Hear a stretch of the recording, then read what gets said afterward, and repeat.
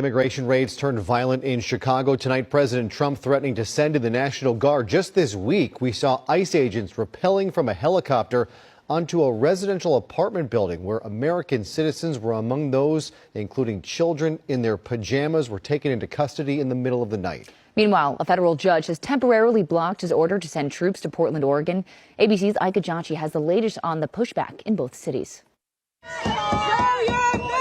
Tonight, angry protesters gathering in Chicago's Brighton Park neighborhood after agents from the Department of Homeland Security were patrolling the area.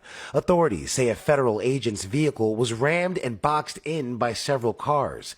DHS officials said one of the drivers who rammed her car into the agents was armed with a semi-automatic weapon. Officers firing what they called defensive shots at the woman.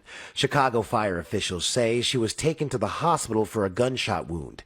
DHS says the woman, a U.S. citizen, is named in a Customs and Border Protection Intelligence Bulletin last week for allegedly doxing agents online. Saturday's shooting comes amid rising tensions between local leaders and the federal government. Violence escalating between protesters and ICE agents here. A woman was shot after she allegedly attempted to hit federal officers with her car. Then in Broadview, Illinois, that's about a half hour west of the city, the Department of Homeland Security is reporting that law enforcement officers were rammed by vehicles and boxed in by 10 cars. DHS is speaking out after a woman was shot by federal law enforcement officers after allegedly trying to ram Border Patrol agents with her car. DHS Secretary Kristi Noem posting on X saying, quote, members of our brave law enforcement were attacked, rammed, and boxed in by 10 vehicles, including an attacker with a semi-automatic weapon, adding that she is deploying more special operations to control the scene. The FBI is investigating, and the woman is in critical condition at the hospital. Boy. So we got to follow up on the bombshell story out of Chicago yesterday involving a woman who tried to run over and kill ICE agents. And then she immediately found out because she got shot, ended up in the hospital, and now her identity has been revealed. And she has more bad news because she has been charged, her and another individual that apparently participated in this act of domestic terrorism. Yeah, they're now facing federal charges for trying to murder ICE agents. Take a look. The woman shot and wounded by federal agents yesterday in Brighton Park is among two people now facing federal charges. Marimar Martinez and Anthony Ian Santos Ruiz are from Chicago. Both are accused of using their cars to ram a vehicle being driven by federal agents on South Kedzie.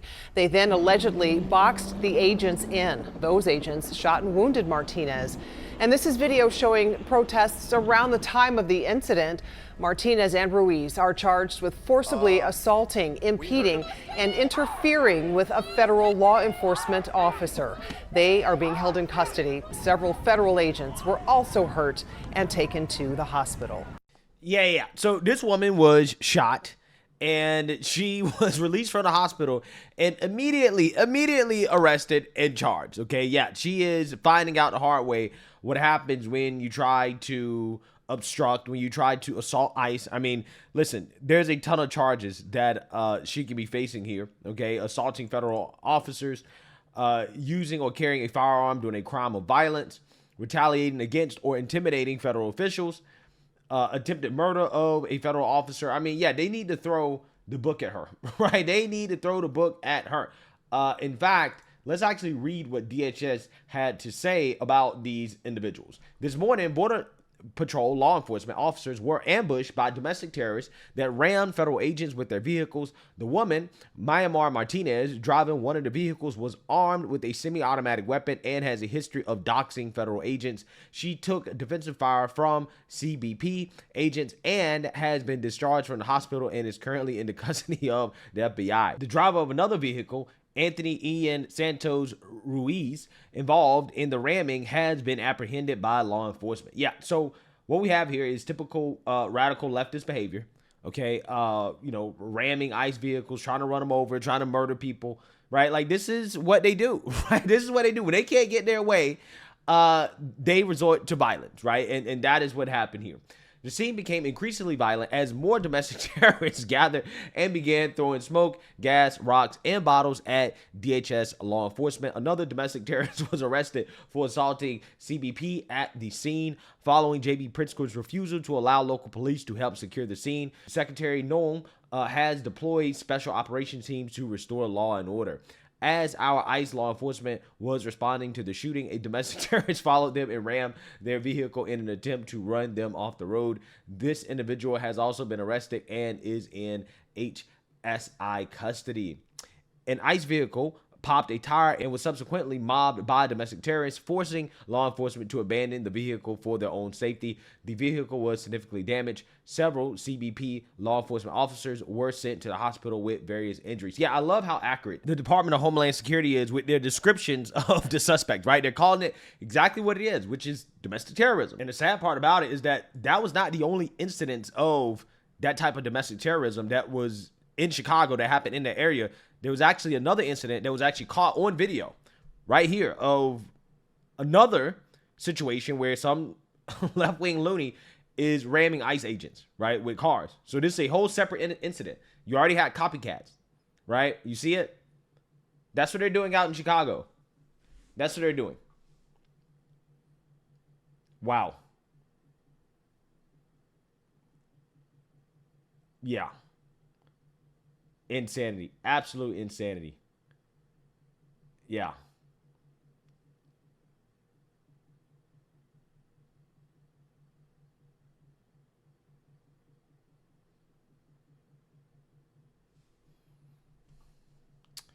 Yeah, it don't look good. It does not look good.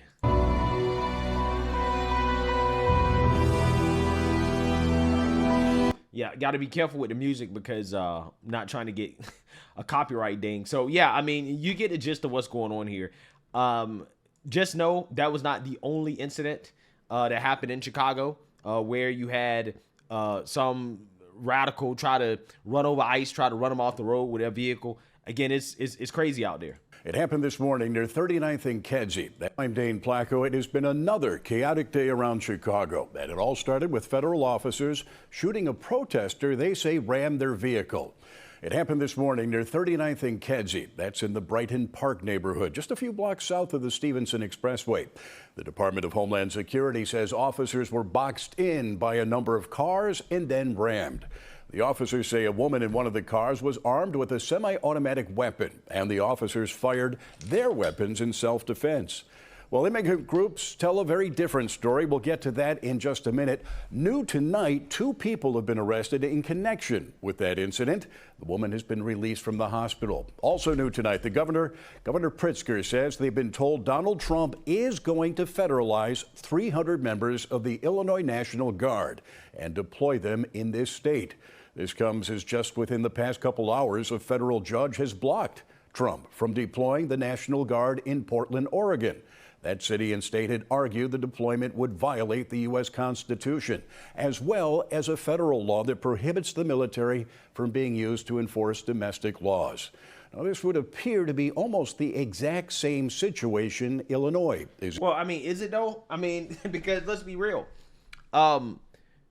The president can use the military to help enforce federal law, because what is happening in Portland and in Chicago is that you have these radical left lunatics. They are obstructing ICE from doing their jobs, right? So, you know, again, it's going to be a court battle over this, okay? If you have these violent protests that are happening and ICE agents are getting hurt, yes, the president can deploy the military to protect ICE, right, to help enforce federal law. Now, he can't deploy the military and have them start doing police work, like straight up police work. But when it comes to protecting federal law enforcement while they do their jobs, I think that he can get away with that. In right now. We're waiting on any word of any legal action that could take place here. Another live look at Broadview now, outside the ICE detention facility there, and we will continue to monitor the situation there throughout the hour. First, though, the shooting by ICE of a protester in Brighton Park today, which Homeland Security says was done in self-defense. Protesters, though, telling a different story. ICE go home! ICE go home! Scores of protesters surround about 24 ICE agents and their vehicles in the 3900 block of South Damon Avenue. The protest came shortly after ICE agents fired on a protester, sending her to the hospital. In a statement, Homeland Security Assistant Secretary Tricia McLaughlin says the ICE agents were on routine patrol when they were ran by vehicles and boxed in by 10 cars. One of the drivers who rammed the law enforcement vehicle was armed with a semi-automatic weapon. Law enforcement was forced to deploy their weapons and fired defensive shots at an armed U.S. citizen. The armed woman was named in a Customs and Border Protection intelligence bulletin last week for doxing agents online.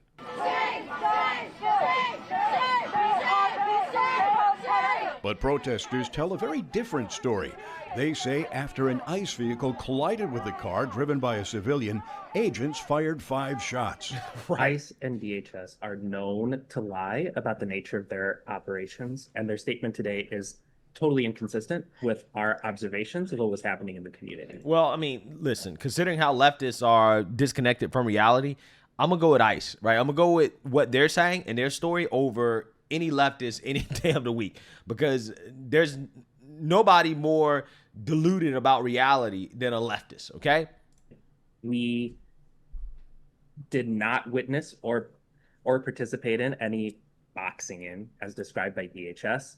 You know, what we observed was federal agents crashing into a car, crashing into a civilian vehicle. Yeah, they just crashed into just a random vehicle, right? Just because, right? They just crashed into a vehicle. Like, that makes sense. It doesn't make sense. Who believes this? Really? Really, my guy? Federal, they just crashed into a vehicle. Just like they try to say, well, the ICE, they invaded a random apartment complex in Chicago, just a random apartment complex with black people sleeping, right? You had naked children and zip-tied children outside running away from the ICE agents that said, F them kids.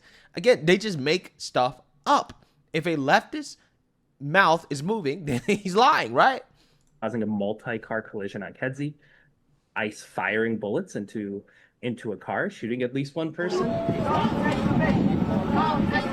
Within a half hour after the shooting, a large number of protesters arrived at the scene, some throwing water bottles, prompting ICE agents to deploy tear gas and flashbang grenades towards that crowd. Immigration took my son. His name is Anthony Ruiz. He was in the wrong place, wrong time. Elizabeth Ruiz says her son was driving with some friends to a movie when they were hit from behind by an ICE vehicle.